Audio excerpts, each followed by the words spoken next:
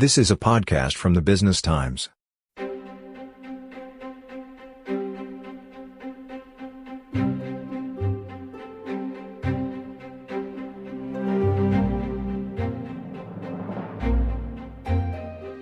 Welcome to Podcasts by the Business Times.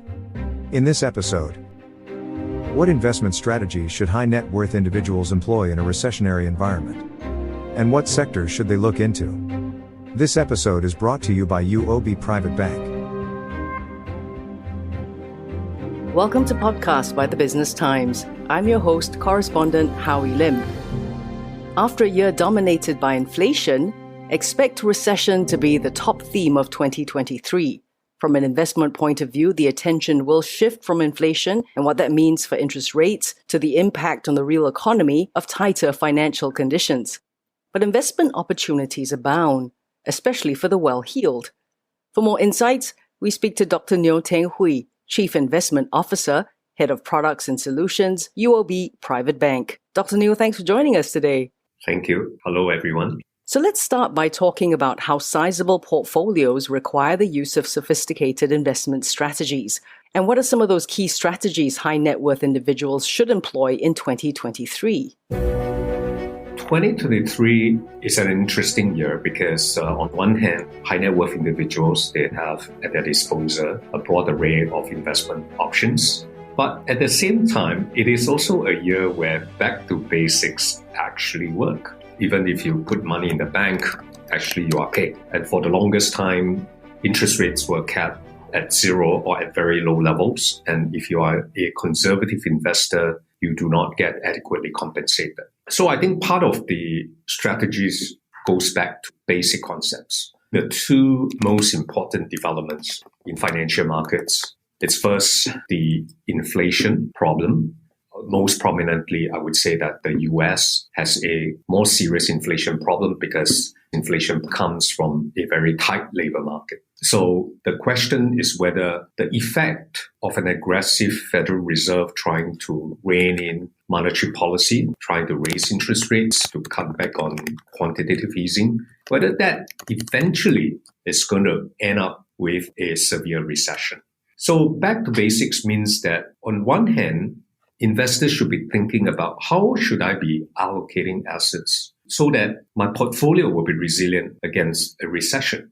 The simple solutions will be to buy high quality bonds because eventually if we do get a recession, the Fed is going to pause at some point, it's going to cut interest rates, and high quality bonds will provide not just the income but also capital gains. On the other hand, not all economies have the same cycle as the US. I mean, if you look at China, last couple of weeks, there's been a slew of changes, most prominently the pivot away from COVID-0. And that will usher in a recovery, and we believe that Chinese assets will continue to do well. So we are recommending high net worth individuals to invest in regions with divergent economic cycles. That is the other way to think about allocating assets. Of course, one of the most important things we learned in 2022 is that sometimes there are things that we cannot anticipate. It pays to be humble about what we can actually forecast. And as part of that discipline is to maintain a well-diversified portfolios. So we also recommend investors to invest across countries, across sectors, across asset classes to make sure that portfolios are diversified. And under any circumstances or any scenarios, investors' portfolio will not be adversely affected. And how are volatility and current market conditions dictating these strategies? I mean, is there room to be flexible should market conditions, change again? Definitely, investment strategies has to be informed by changing conditions. One of the main developments investors should be monitoring it's whether the Fed is able to successfully bring down inflation and to cool down the very tight labor market. And markets will continue to be volatile. So one of the main investment themes for this year is one of fading Fed risk, because we see that the Fed has actually done a lot of heavy lifting and the economy is starting to slow down, but rising growth pains at the same time. So the key for investors to watch is whether inflation does indeed come down and whether or not the Fed will over-tighten and result in a severe recession. But as much as volatility is something which is often seen as a negative thing, volatility can also be your friend. Some of our investors are able to make use of volatility to curate and to craft specific investment strategies and payoffs through the use of derivatives, which can be highly profitable as well. And I believe that volatility can also be a friend for the long-term investors because as markets take fright over short-term developments, long-term investors who are more value-driven can take advantage of these conditions or assets being sold at distressed prices and accumulate for the long term. I think one very good example is China. Last year, many international investors has effectively given up on the asset classes. Some commentators even said that China is no longer investable. But look, when things change, given the fact that Chinese assets were trading at such a distressed valuation, all it takes was a small amount of good news for the asset class to recover. Dr. Neo, would you say these strategies work for everyone or just investors with a high net worth? In fact, what I've just outlined to you can be accessible by anyone, irrespective of how large is your portfolio. I think these days, investment advice is largely been democratized. Investors have access to quality information, whether they have a couple $1,000s with a bank or they have hundreds of millions of dollars. I think the access to advice and information has improved over the years. But of course, there is a slight difference in terms of access to certain solutions in certain asset classes like private assets, hedge funds. Because of regulations, only accredited investors usually get access to these solutions. These asset classes, for the most part, the allocation within an investor's portfolio usually is not the dominant asset class. So for the average investors, a lot of these ideas about making portfolios resilient, getting adequate income through investing in high quality bonds, I think these are solutions that most investors are able to access. They say boring is beautiful, right? And back to basics. It's something that has worked through the years. Still to come, what are the investing trends among high net worth individuals? And are they worth pursuing in 2023? And what is worth looking into this year and beyond?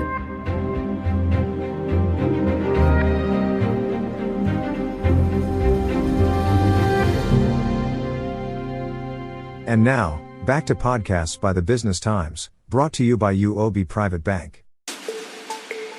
We're also seeing an interesting trend with the high net worth individuals, that the crypto winter hasn't dampened demand for digital assets to be part of their portfolios. How can investors navigate this space though? Dr. Neo Teng Hui, Chief Investment Officer, Head of Products and Solutions, UOB Private Bank. Interest rates, after years of staying at very low levels, are starting to increase. Some of the earlier proponents of crypto assets basically go on the basis that there's a limited supply to some of these assets and it is not subject to manipulation unlike fiat currencies. Hence, it's able to preserve value over time. Obviously, it is an asset class that doesn't earn a yield for the investors. So when interest rates goes up, the assets come under pressure. The second set of developments is what I call the growing pains of the asset class. So you have the Terra Luna saga, the whole issue with stable coins. Are they truly stable? And more recently with the collapse of FTX, it exposes the fact that it is a new industry that regulation has yet to catch up. So that has resulted perhaps some abuses and that has led to a loss of confidence. I have often struggled with this notion that investors should allocate a certain amount to the asset class just in case one day this becomes mainstream. Because I find that it is still an asset class that has yet to articulate, I would say, a true value proposition, a problem that they tries to solve. And investors are merely going in during the bull phase that, because it was rising, And because of the fear of missing out, people are just chasing. And I think the biggest problem is that many investors do not really understand why they are investing in crypto assets. And I would advise that do understand before you invest in anything. Just like even if it is equities, fixed income, it's the same thing. So I think it remains to be seen whether it will eventually recover, who are going to be the survivors of the industry. And it's hard to predict at this point in time, but I would advise some caution against, just investing because it is an emerging asset class. Also, the number of family offices based in Singapore surged from 400 to 700 from the beginning of 2020 to the end of 2021. Will we continue to see family offices play a significant role in 2023 and beyond, you think? Oh, most definitely. I think family office is an area of development that Singapore has very successfully developed.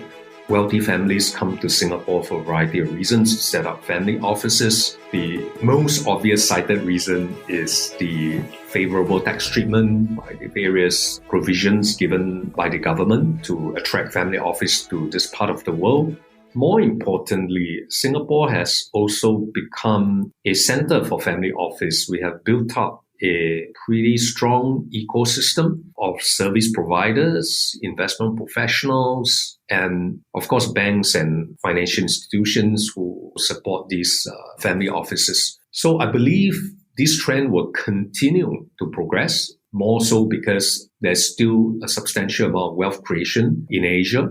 And investors are starting to think about setting up a proper structure, setting up a more institutional framework in managing their assets. So I believe the trend will continue from here. Okay, here's the billion-dollar question. Thanks to inflation, we have to go from $1 million to $1 billion. What are some sectors investors should be looking into in 2023 and beyond, and why? We would advise clients to have a combination of defensive assets, defensive sectors that will include healthcare, consumer staples. We do see that the odds of a recession by the end of this year in the US is relatively high. So investors want to be invested in sectors that will hold up well into a slowdown. On the other hand, as a result of rising interest rates, we notice that a large part of the growth sector, many of them in the technology space, in renewable energy, they were massively derated last year because of rising interest rates. Many of these companies, they have profits profile that are what we call long duration profit companies. So they are growth companies, means they will turn in a profit only much later on. So these companies are very sensitive to rising interest rates. So as we believe that the US economy, it's going to slow down towards the second half of this year and probably enter a recession, and the Fed is going to pause at some point and cut interest rates in 2024, I think some of the headwinds in these sectors will start to dissipate. And we believe that many of these companies and sectors remain promising. So we think that long-term investors who are prepared to sit out will be able to pick up very good bargains in this environment. So on one hand, defensive assets, defensive sectors, and on the other hand, growth sectors that has been derated ahead of time because of rising interest rates. We have sounded the caution on growth in the last 2 years. And for the first time, we think that there are opportunities in the growth sector for the reasons I just mentioned. I think the value trade has proven through the decades, but there were also periods where the value trade actually didn't perform. The decade right after the global financial crisis in 2009 is a very good example. It is not that we are negative on the value style, but simply because we think that the growth sectors have been so severely punished by rising rates, and the Fed eventually pauses, some of these valuation headwinds is probably going to fade. And importantly, as you go into a slowing environment, when earnings become scarce, some of these growth companies will start to trade at a premium, because when earnings are scarce, earnings will be paid a premium by the market. So we think that actually these growth companies could potentially even do well in a slowing environment. Thanks for taking the time and for your insights, Dr. Neo. Thank you. Dr. Neo Teng Hui, Chief Investment Officer, Head of Products and Solutions, UOB Private Bank. And that's a wrap for this podcast by the Business Times. I'm correspondent Howie Lim. Till next time. This episode of Podcasts by the Business Times was brought to you by UOB Private Bank. Send your feedback to podcast@sph.com.sg. Find us on Apple, Spotify, Google Podcast or via the Google Voice Assistant Amazon-enabled devices. For more podcasts by The Straits Times, The Business Times, and Money FM 89.3, you can also download the Audio by SPH app. That's AWEDIO. This podcast is meant to provide general information only. SPH Media accepts no liability for loss arising from any reliance on the podcast or use of third parties' products and services. Please consult professional advisors for independent advice.